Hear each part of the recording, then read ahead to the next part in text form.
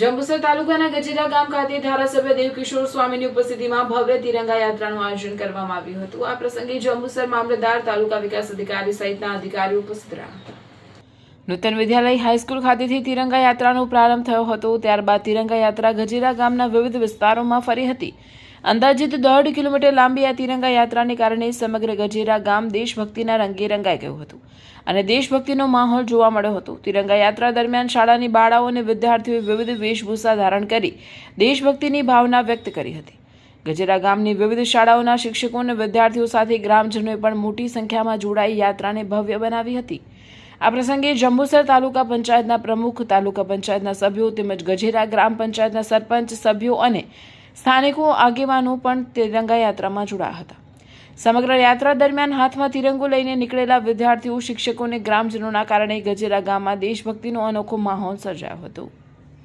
સરકારી તંત્ર દ્વારા જે તિરંગા યાત્રાનું આયોજન કરવામાં આવ્યું હતું એમાં ભારતીય જનતા પાર્ટીના સર્વે કાર્યકર્તાઓ, આગેવાનો, તાલુકા પંચાયતના પ્રમુખ, ચૂંટાયેલા સભ્યો અને આપણા લોકલાડેલા ધારાસભ્ય શ્રી ડી.કે. સ્વામીજી તેમજ તાલુકાના સર્વે આગેવાનો ખૂબ જ મોટી સંખ્યામાં ઉપસ્થિત રહ્યા અને આ ગામના વડીલ એવા લાલાભાઈ તેમણે પણ ખૂબ સરસ આયોજનમાં મદદરૂપ થઈ અને સાથે જે સહકાર આપ્યો છે એ બદલ સર્વેનો હું ખૂબ ખૂબ આભાર માનું છું અને સાથે સ્કૂલના બાળકો અને વકીલશ્રીઓ તેમજ સર્વે સમાજના અને સર્વ ધર્મના લોકો આમાં જોડાઈ અને તિરંગાને ખરેખર સન્માન આપ્યું આજે।